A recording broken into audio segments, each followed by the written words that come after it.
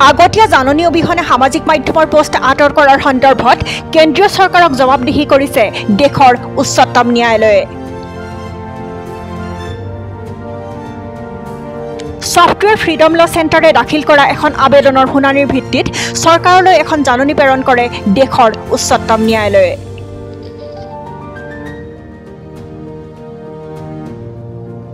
য'ত উল্লেখ কৰা হৈছিল যে এক্সৰ দৰে মধ্যস্থতাকাৰীসকলে একাউণ্টৰ গৰাকীক অৱগত নকৰাকৈয়ে কেন্দ্ৰীয় চৰকাৰৰ নিৰ্দেশনা অনুসৰি উঠাই দিয়ে টুইটবোৰ।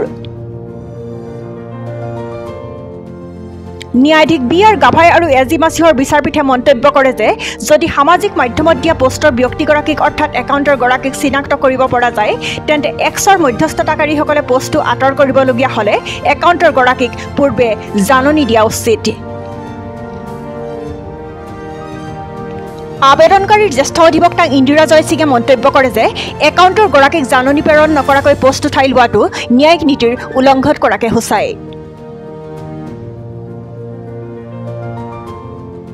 National desk report SN digital media.